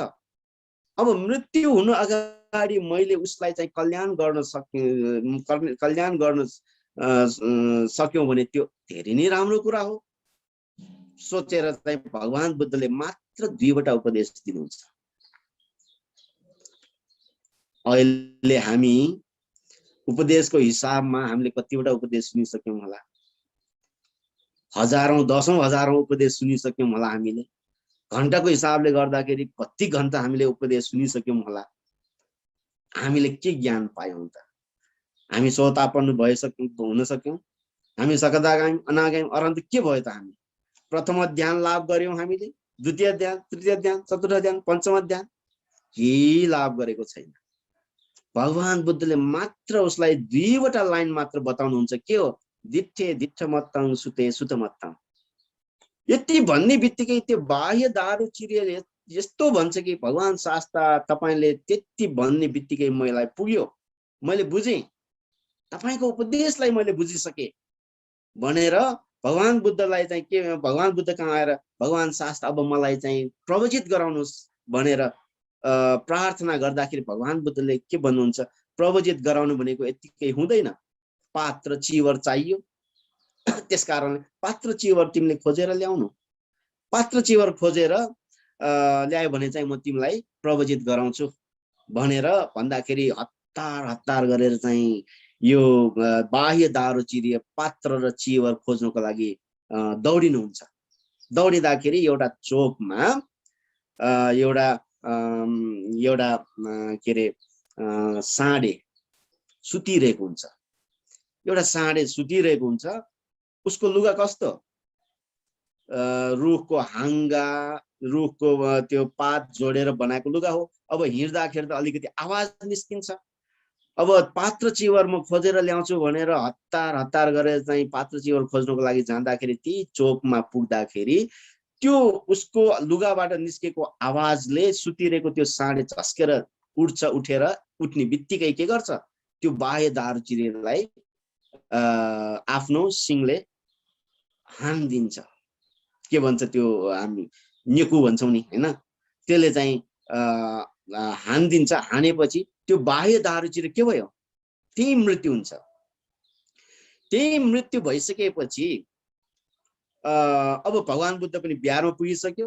बिहारमा पुगिसकेपछि भगवान बुद्धको लागि, भगवान बुद्धलाई पनि के त्यो समाचार आउँछ, यो बाह्य दारुचिरे भर्खर मात्र भगवान बुद्धलाई भेटेर गएको बाह्य दारुचिरे चाहिँ मृत्यु भयो भन्ने खबर सुनेर भगवान बुद्धले अरू शिष्यहरूलाई पनि सँगै लिएर त्यही चोकमा पुगेर श्रावकहरूले चाहिँ के भन्छ, भगवान शास्ता अब यो मान्छे मरेर चाहिँ कहाँ जन्म लिनुभयो होला, तपाईँले त त्यस्तो भन्न सक्नुहुन्छ, एकचोटि भन्नुहोस् न, यो बाह्य दारुचिरे मरेर कहाँ जन्म लिनुभयो भनेर मलाई एकचोटि भन्नुहोस् न भन्दाखेरि भगवान बुद्धले के भन्नुहुन्छ, उहाँ चाहिँ फेरि कहीँ पनि जन्म लिनेवाला छैन भनेर यस्तो भन्छ। भन्दाखेरि भिक्षुहरूले के भन्छ, भगवान शास्त्र फेरि जन्म लिनेवाला छैन भनेपछि त उहाँ त अरहन्तै हुनु पर्यो नि। कि भगवान शास्त्र तपाईँसँग यति 1-2 मिनट भेटेर तपाईँले 2-3 शब्द उपदेश दिँदैमा उहाँ अरहन्त नै भयो कि के हो भनेर सोद्धाखेरि मैले दिएको उपदेश त्यतिले काफी उसलाई पुग्यो रे। मैले दिएको त्यो उपदेश सुनेर चाहिँ त्यही बेला चाहिँ त्यो व्यक्ति अरहन्त भइसक्यो रे। भगवान बुद्धले दिनुभएको उपदेश के हो, दिठे दिठ मत्तङ सुते सुत मत्तङ, तिमीले कुनै चिजलाई देख्यो भने देखेको मात्र सम्झिनु, त्यसको पछि नलाग्नु। तिमीले कुनै चिज सुन्यो भने चाहिँ सुनेको मात्र सम्झिनु, त्यो सुनेको आवाज पछि नलाग्नु। अब हामीलाई के भइरहेछ त, हामीलाई के भइरहेको छ, हामीलाई चाहिँ कुनै एउटा चिज देख्यो भने चाहिँ राम्रो लाग्यो भने चाहिँ त्यही पछि लाग्ने स्वभाव हामीमा छ। एउटा कुनै एउटा अब राम्रो आवाज भनौँ, राम्रो गीत भनौँ, त्यो सुन्न पायो भने चाहिँ फेरि फेरि रिवाइन्ड गर्दै हामी सुन्छौँ। अहिले त के युट्युबमा इन्टरनेटमा जहाँ पनि सर्च गरेर सुन्न पाइन्छ, त्यही गीत चाहिँ फेरि फेरि हामी सुन्छौँ। तर भगवान बुद्धको उपदेश चाहिँ के हो, जबसम्म आँखाले देखेको चिज पछि लाग्दै हामी हिँड्छौँ तबसम्म यो संसार दुःखबाट मुक्त हुन सक्दैन। जबसम्म यो कानले सुनेको शब्द पछि लाग्दै हामी अगाडि जान्छौँ तबसम्म यो संसार दुःखबाट हामी मुक्त हुन सक्दैनौँ। हाम्रो यो संसार लम्बिरहेको छ, हाम्रो यो संसार कहिले अन्त हुन्छ थाहा छैन। कारण के हो, यो 5वटा इन्द्रियद्वारा, जस्तै कि त्यो घोडाको घाँटीमा बाँधेको दोरीले जस्तै बाँधेर, यो 5वटा दोरीले हाम्रो घाँटीमा बाँधेर हामीलाई मृत्यु पछि लाग्दै हामीलाई तानेर त्यो लगिरहेछ। मृत्यु राजले यो एउटा बन्धन हो, यो एउटा बन्धन हो। पंच इन्द्रियद्वारा पंच इन्द्रिय रूपी दोरी हाम्रो घाँटीमा बाँधेर हामीलाई चाहिँ कहाँ लगिरहेछ, मृत्युतिर लगिरहेको छ। हामी पनि त्यही पछि लाग्दै गइरहेका छौँ। तर भगवान बुद्धले के भन्नुहुन्छ त भन्दाखेरि दिठे दिठ मत्तम, बाह्य दारुचिरीलाई भनेको के हो, दिठे दिठ मत्तम, देख्यो भने देखेको मात्र सम्झिनु, सुन्यो भने चाहिँ सुनेको मात्र सम्झिनु। अब यहाँ महासम्य सूत्रसँग म जोड्छु। यहाँ महासम्य सूत्रमा के छ त, इन्द्रियानि रक्षन्ति पण्डिता, अरहन्त भिक्षुहरूले यो पंच इन्द्रियलाई आफ्नो नियन्त्रणमा राखेको छ रे, आफ्नो नियन्त्रणमा राखेको छ।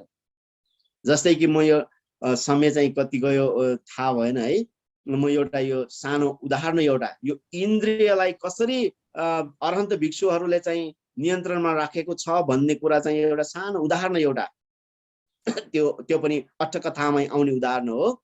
त्यसमा के छ, अरहन्त भिक्षुहरूले कसरी आफ्नो इन्द्रियलाई चाहिँ नियन्त्रणमा राख्छ। जस्तै एउटा घर परिवार छ, त्यहाँ चाहिँ श्रीमान श्रीमती छ। एक दिन श्रीमान श्रीमती बीच चाहिँ के हुन्छ, झगडा हुन्छ। झगडा हुने बित्तिकै अब आइमाईहरू त के, श्रीमतीहरू त के, झगडा भयो कि हुने बित्तिकै तँसँग म बस्न सक्दिनँ, म माइतीतिर लाग्छु भनेर अब गइहाल्छ हैन, निस्किहाल्छ। अनि त्यो बेला झगडा गरेर परेर त्यो श्रीमतीले के भनेछ श्रीमानलाई, तँसँग म यसरी जीवन बिताउन त सक्दिनँ म, तपाईँ तिम्रो बाटो लाग्नु, म आफ्नै बाटोतिर लाग्छु भनेर त्यो श्रीमती चाहिँ आफ्नो माइततिर लाग्यो। अब माइततिर ल तिमी जाने भए जाऊ, मलाई पनि के मतलब भनेर त्यो माइततिर लाग्नु भनेर अब त्यस्तो भनेछ। भन्दा भन्दै अनि के भएछ त भन्दाखेरि अब श्रीमानको मनमा चाहिँ अलिकति खुल्दुली भएछ। साँच्चै नै यो मेरो श्रीमती चाहिँ आफ्नो माइततिरै गएको हो कि भनेर यसो बाहिर आएर हेर्दाखेरि साँच्चै नै गइसकेको रहेछ। भएन, यसलाई त फर्काएर ल्याउनु पर्यो भनेर श्रीमान पनि फेरि उसको पछि नै लाग्दै जान्छ। अनि ठ्याक्क बिच बाटोमा पुग्दाखेरि एउटा भिक्षु एकजना भेट्छ, अरहन्त भन्ते एकजना भेट्छ।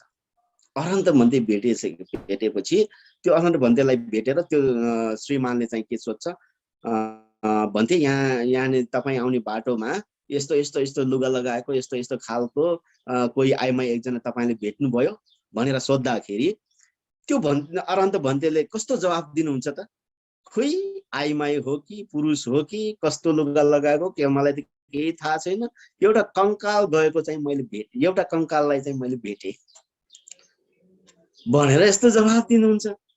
ला मेरो श्रीमतीलाई त कंकाल पो भनेछ भनेर अब केही कुरा बढी कुरा चाहिँ नगरिकन चाहिँ सिधा फेरि आफ्नै बाटोतिर गयो। अब यो एउटा अठ कथामा दिएको एउटा उदाहरण हो है।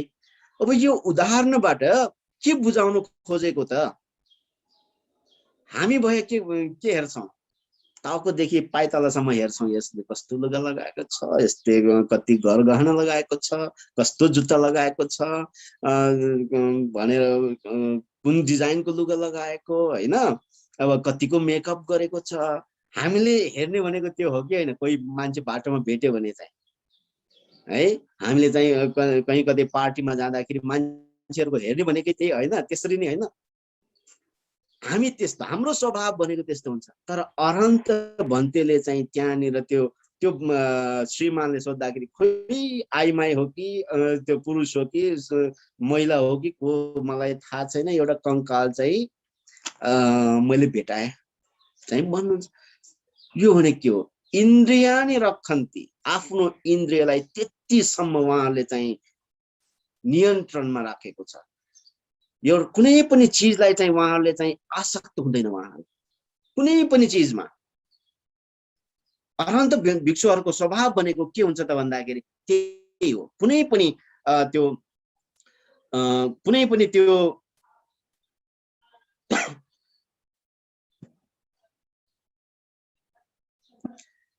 पनि चीजमा चाहिँ उहाँहरू चाहिँ त्यो आसक्त चाहिँ हुँदैन।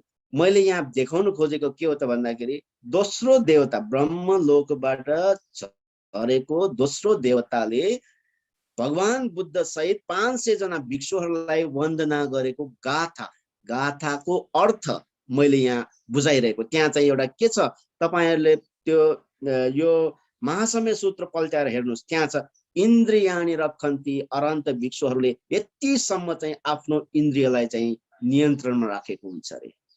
हामीलाई चाहिँ इन्द्रियद्वारा हामीलाई नियन्त्रणमा राखेको हुन्छ, तर अरहन्त भिक्षुहरूले चाहिँ आफूहरूले चाहिँ इन्द्रियलाई नियन्त्रणमा राखेको हुन्छ। फरक भनेको त्यहाँनिर छ, हामी र उहाँहरू बीच चाहिँ फरक भनेको त्यस्तो छ। अनि त्यस्तो हुँदा हुँदै फेरि तेस्रो देवता, तेस्रो ब्रह्माले चाहिँ के गाथा वाचन गरेर वन्दना गर्नुहुन्छ त भन्दाखेरि यो पनि अति नै महत्त्वपूर्ण है। क्षेत्वाखिलं क्षेत्वा पलिगं इन्दखिलं उहच्च मनेजा, ते चरन्ति शुद्धा विमला चक्षुमन्ता सुदन्ता सुसुनागा। एकदमै क्षेत्वाखिलं भनेको के हो? क्षेत्वाखिलं भनेको यो क्लेशलाई छेदन गरिसकेको भनेको, क्लेशलाई छेदन गरिसक्यो उहाँहरूले। कसले? अरहन्त भिक्षुहरूले। क्षेत्वाखिलं क्षेत्वा पलिगं भनेको के हो? पलिग भनेको बाधा। त्यसलाई चाहिँ हामी के भन्छौँ कलिगङ भनेको। यो क्लेश भनेको पनि के हो एउटा बाधा हो। के को लागि बाधा? संसार दुःखबाट मुक्त हुनको लागि एउटा ठुलो बाधक नै के हो त भन्दाखेरि यो क्लेश हो। अब अर्हन्त भन्तेहरूले चाहिँ के गरिसक्यो? यो क्लेश रूपी बाधालाई पनि के गरिसक्यो? हटाइसक्यो। अनि फेरि इन्दखिलङ, इन्दखिल भनेको यो खम्बा गाडेको हुन्छ नि, धेरै नै बलियो हुने गरिकन खम्बा गाडेको हुन्छ नि। जति हामी त्यो खम्बा चाहिँ माथि जति भाग हामी देख्छौँ त्यति भाग नै भुइँ तल पनि गाडेको हुन्छ। बलियो खम्बा भनेको त्यस्तो हुन्छ।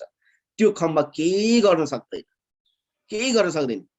यो क्लेश भनेको पनि त्यस्तै खालको इन्द्रखिलङ, त्यस्तै खालको एउटा बलियो डरो एउटा खम्बा समान छ रे यो क्लेश धर्म। यो क्लेश कहाँ छ? यो क्लेश कहाँ छ? हाम्रो मनमा छ। अब यो क्लेश कहिलेदेखि हामीले जम्मा गर्न थालेको? यो क्लेश हामीले कहिलेदेखि जम्मा गर्न थालेको? हामीले चाहिँ बाहिर भएको फोहोर मैलोलाई हामीले देखिरहेका छौँ हैन? तर बाहिर भएका जे जति फोहोर मैलोहरू छन् त्यो भन्दा बढी फोहोर मैलो कहाँ छ? मनभित्र छ। बाहिर जे जति फोहोर मैलो छ त्यसलाई चाहिँ हामीले सफा गर्न सक्छौँ, बडालेर हामी सफा गर्न सक्छौँ। फोहोर मैलो जम्मा गरेर अन्तै फालेर हामीले सफा गर्न सक्छौँ। तर त्यो भन्दा पनि बढी क्लेश रूपी फोहोर चाहिँ कहाँ छ? हाम्रो मनभित्र छ। अब यो हाम्रो यो मनभित्र रहेको यो क्लेश कहिलेदेखि हामीले पार्न थालेको? कहिलेदेखि जम्मा गर्न थालेको? बाहिर जे जति फोहोर मैलो छ त्यो भन्दा बढी फोहोर मैलो कहाँ छ? हाम्रो मनभित्र छ। म एउटा सानो उदाहरण तपाईलाई बुझ्ने गरिकन म एउटा भन्छु। आज बिहानदेखि अहिलेसम्मको समय भनौँ तपाईहरु अब 5 बजे उठ्नु भयो, सोचौं न 5 बजे उठ्नु भयो तपाईहरु। अहिले 5 साढे 5 बज्यो होला, मेरो अगाडि घडी छैन है। 5 साढे अब यो भित्र 5 बजेदेखि बेलुकाको 5 बजेसम्म भनौं न कति घण्टा? 12 घण्टा। अब यो 12 घण्टा भित्र तपाईहरु बाहिर त जान सक्दैनौ। अहिले लकडाउनमा हामी घरमै बसिरहेका छौं है। बाहिर जान सकेनौ, तर घरमा बसेर तपाईहरुले के गर्नुभयो एकचोटी सोच्नुस्। तपाईहरुले के हेर्नुभयो एकचोटी सोच्नुस्। तपाईहरुले के कुरा गर्नुभयो के सोच्नुस्। तपाईहरुले चाहिँ यो शरीर वचन मनद्वारा के गर्नुभयो यो 12 घण्टा भित्र। यो 12 घण्टा भित्र तपाईहरुको यो शरीरद्वारा, यो वचनद्वारा, यो मनद्वारा कति क्लेश थुपार्नु भयो यो मनभित्र। छोराछोरीहरूलाई सायद गाली गर्नुभयो होला, आफ्नो श्रीमतीसँग कराउनु पर्यो होला हैन, कसैसँग फोनबाट कराउनु पर्यो होला, कुनै चीज राम्रो चीज देखेर चाहिँ त्यसैमा मक्ख भएर तपाईहरु बस्नु भयो होला। कति मिठो मिठो पकाएर आहा यो त यति नै मिठो खाना रहेछ, यो अझ म धेरै अझ बढी खान्छु भनेर कति मिठो मिठो खाना खानु भयो होला। यो हरेक चीज भनेको के हो? तपाईहरु कुनै एउटा राम्रो चीज हेरेर त्यसमा मक्ख भएर बस्नु, आफ्नो श्रीमानसँग केही कुरा नमिलेर चाहिँ थाकटुक हुनु, छोराछोरीहरूलाई गाली गर्नु, यो सबै चीज के हो? यो 12 घण्टा भित्र तपाईहरुबाट यस्तो क्रियाकलाप कतिको भएछ? यो 12 घण्टा भित्र चाहिँ तपाईहरुको मनभित्र यस प्रकारको रिस राग द्वेष, यस प्रकारको क्लेश कति यो मनभित्र छिरेको छ? यो 12 घण्टा भित्र। मैले यो 12 घण्टा भित्रको बारे मात्र भनेको। हिजोको दिन पनि बितिसक्यो, अस्तिको दिन पनि बितिसक्यो। अब जन्म भएको बेलादेखि हामी यहाँ सायद होला 30 वर्षको होला, 40 वर्षको होला, 50 वर्षको होला, 60 70 वर्षको होला। जन्म भएको बेलादेखि 40 50 60 वर्षसम्म पनि यही व्यवहारले गर्दाखेरि हाम्रो मनभित्र हामीले के गरिरहेका छौँ? यो क्लेशलाई नि हामी थुपारिरहेका छौँ। अब यो जन्मको कुरा, यो जन्मभन्दा हामी पूर्व जन्ममा जन्म लिएका थियौँ है। पूर्व जन्ममा पनि हामी जन्म लिएका थियौँ, त्योभन्दा पहिला पनि त हामी जन्म लिएका थियौँ। यो अनेक संसार, अनन्त संसारमा हामी अनन्त बार हामी जन्म लिइसक्यौँ। यो अनन्त यो संसारमा जन्म लिँदा लिँदै अहिलेको जुन किसिमको हाम्रो क्रियाकलाप छ, त्यही क्रियाकलाप अनुरूप हामी मनभित्र के थुपारिरहेका छौँ? क्लेशलाई नि थुपारिरहेका छौँ। अब तुलना गर्नुहोस् तपाईहरुले, बाहिरको मल, बाहिरको फोहोर चाहिँ बढी होला कि आफ्नो मनभित्रको फोहोर चाहिँ बढी होला? अब तपाईहरुले आफूले तुलना गर्नुहोस्। हामीले चाहिँ बाहिर भएको फोहोर मैलोलाई चाहिँ हामी देखिरहेका छौँ। अब तुलना गर्नुहोस्, आज दिनभित्र होइन, यो जन्मभित्र 40-50 वर्षभित्र थुपारेको क्लेश रूपी मलको बारे सोच्नुहोस्। यो जन्मको मात्र होइन, अनन्त यो संसारमा बार बार जन्म लिइसकेका छौँ हामी। त्यो अनन्त बार जन्म लिएको हरेक बेला चाहिँ यही क्रिया, यही अनुसारको क्रियाकलापले गर्दाखेरि यो मनभित्र हामीले कति क्लेशहरू थुपार्यो होला? हाम्रो मनभित्र कति यो क्लेश होला? अब बाहिरको फोहोर र आफ्नो मनभित्रको फोहोरलाई तुलना गर्नुहोस्। कहाँको मल फोहोर मैलो बढी होला? मनभित्रकै। बाहिरको हामीले देख्न सक्छौँ, भित्रको चाहिँ देख्न सक्दैनौँ। अब यो मनलाई कसरी शुद्ध गर्ने? यो क्लेशलाई कहिले हामीले चाहिँ सफा गर्ने? त्यही त ज्ञानमालामा यस्तो राम्रो ज्ञानमालाहरू पनि छ नि। गुबले जगत हो हाकुगु नुगल यचिकु भगवान भनेर छ नि। हाकुगु नुग भनेको यही हो। अरहन्त भन्तेहरूले यस प्रकारको क्लेशलाई पूर्ण रूपमा हटाइसक्यो। इन्दखिलं उहच्च मनेजा भनेको के हो? यही हो।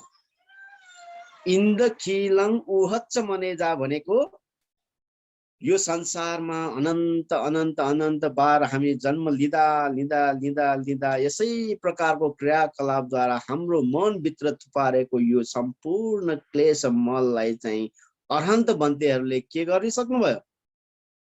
हटाइसक्नुभयो। अब त्यो ब्रह्माले 500 जना भिक्षुहरू सहित भगवान बुद्धलाई वन्दना गर्दाखेरि भन्नुभएको यही हो, यति परिशुद्ध। अनि फेरि ते चरन्ती शुद्ध भनेको के हो? परिशुद्ध, अति नै परिशुद्ध।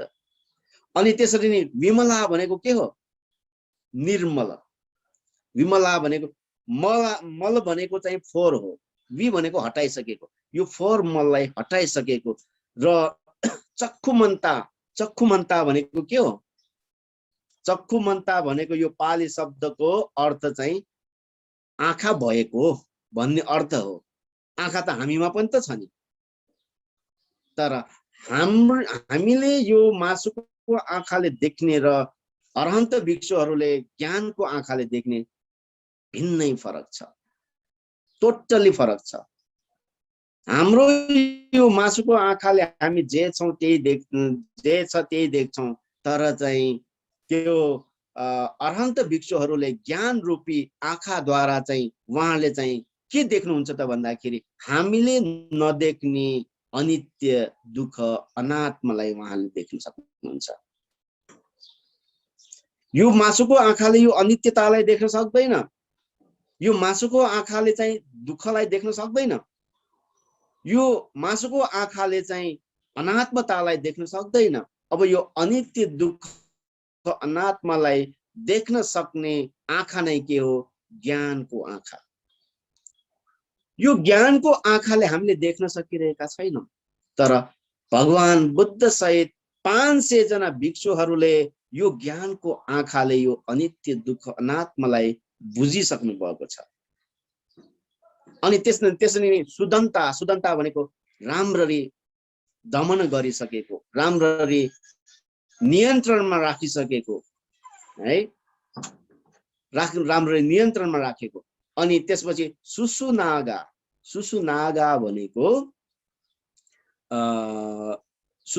भनेको एकदम भद्र यौवनको, नागा भनेको भगवान बुद्धलाई पनि एउटा प्रयोग गर्ने एउटा शब्द हो। नाग भन्ने शब्द पाली भाषामा नागलाई पनि नाग भन्छ, त्यसरी नै हात्तीलाई पनि नाग भन्छ, त्यसरी नै भगवान बुद्धलाई पनि नाग भन्छ। भगवान बुद्धलाई किन नाग भन्ने शब्द प्रयोग गर्नुभएको थाहा छ? भगवान बुद्धलाई पनि नाग भन्छ। नाग भन्ने शब्द चाहिँ एउटा नागलाई पनि नाग भन्छ, त्यसरी नै हात्तीलाई पनि नाग भन्छ र भगवान बुद्ध सहित अरहन्त भन्तेहरूलाई पनि नाग भन्छ। किन भन्दाखेरि संग्राम भूमिमा जाँदाखेरि, युद्ध भूमिमा जाँदाखेरि राजाको हात्ती चारैतिरबाट बाण हाने पनि त्यो बाणलाई सहेर शत्रुहरूलाई पराजित गर्नेतिर लाग्छ, हो कि होइन? राजाको हात्तीको स्वभाव भनेको त्यस्तो हुन्छ। चारैतिरबाट शत्रुहरूले बाणले हाने पनि त्यो हात्ती, त्यो जति बाण लागे पनि त्यसलाई सहेर चाहिँ आफ्नो शत्रुलाई पराजित गर्नेतिर लाग्छ त्यो हात्ती। भगवान बुद्ध सहित अरहन्त भिक्षुहरू पनि त्यसरी नै हो। यो क्लेश भनेको के हो? चारैतिरबाट हानेको बाण समान छ। तर भगवान बुद्ध सहित अरहन्त भन्तेहरूले चाहिँ त्यो क्लेश रूपी बाणलाई सहेर, त्यो क्लेश रूपी बाणलाई चाहिँ छुट्याएर अगाडि बढिराख्नु भएको व्यक्तिहरू, परिशुद्ध व्यक्तिहरू। त्यस अर्थमा चाहिँ भगवान बुद्धलाई के भन्छ? नाग भन्छ। त्यस अर्थले चाहिँ भगवान बुद्धलाई के भन्छ? अरहन्त भिक्षुहरूलाई के भन्छ? नाग भन्छ। यहाँ चाहिँ के भन्छ? सुसुनाग भनेको भद्र यौवनको अरहन्त भिक्षुहरू चाहिँ यहाँ जमघाट भइरहेको छ भनेर तेस्रो जुन त्यो ब्रह्मले चाहिँ भगवान बुद्ध सहित 500 जना भिक्षुहरूलाई वन्दना गर्छ है। अनि त्यसपछि चौथो ब्रह्मले चाहिँ वन्दना गर्छ कसरी? ये केचि बुद्धं शरणं गतासे नते गमिष्यन्ति अपाय भूमि पहाय मानुषं देवकायं परिपूरेष्यन्ति। यो चौथो देवताले चाहिँ के गाथा वाचन गरेर उपदेश वन्दना गर्छ त भन्दाखेरि, जो कोही व्यक्ति भगवान बुद्धको शरणमा गयो भने त्यो व्यक्ति कहिले पनि अपाय गतिमा जाँदैन रे। अपायमा जाँदैन भनेको दुर्गतिमा पतन हुँदैन रे। त्यो व्यक्ति चाहिँ कहाँ पुग्छ? मृत्युपछि कहाँ पुग्छ? त्यो व्यक्ति चाहिँ मृत्युपछि अवश्य पनि देवकाया सुगतिमै जान्छ भनेर चाहिँ 4औं नम्बरको देवताले ब्रह्मले चाहिँ यसरी नमस्कार गर्छ है। अब यो 4 जना ब्रह्महरू मैले अघि नै भने नि, तपाईले याद गर्नुस्। शुद्धवास ब्रह्मलोकबाट सबै ब्रह्महरू चाहिँ महावनमा जमघट गर्न चाहिँ गएको थियो, तर यो 4 जना महाब्रह्महरू चाहिँ जान्न सकेन। अब यो 4 जना महाब्रह्महरू आफूमा ध्यानाकर्षण गर्नको लागि कसिन ध्यान अभ्यास गरेर पूर्व पश्चिम उत्तर दक्षिणबाट प्रकट भयो। प्रकट भएर 4 जनाले 4 वटा गाथा वाचन गरेर भगवान बुद्ध सहित 500 जना भिक्षुहरूलाई चाहिँ वन्दना गरेको अवस्था। महासम्य सूत्रको सबभन्दा महत्त्वपूर्ण अंग भनेकै यही हो है। अब यो महासम्य सूत्रको बारे जति भनेर गए पनि यो चाहिँ धेरै नै लामो छ है। तर म चाहिँ यो सम्बन्धी अझ धेरै चाहिँ म भन्न सक्छु तपाईहरुलाई।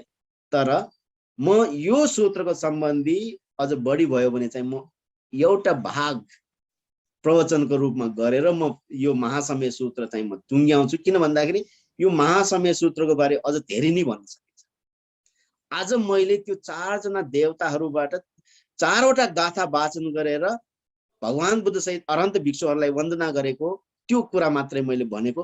अब त्यसपछि चाहिँ अझ फेरि राम्रो राम्रो कुराहरू छ राम्रो कुरा भन्दाखेरि यो 4 जना देवताहरू सहित 10 सहस्र लोक धातु 10,000 चक्रवालका देव ब्रह्महरूलाई भगवान बुद्धले उपदेश दिनुहुन्छ।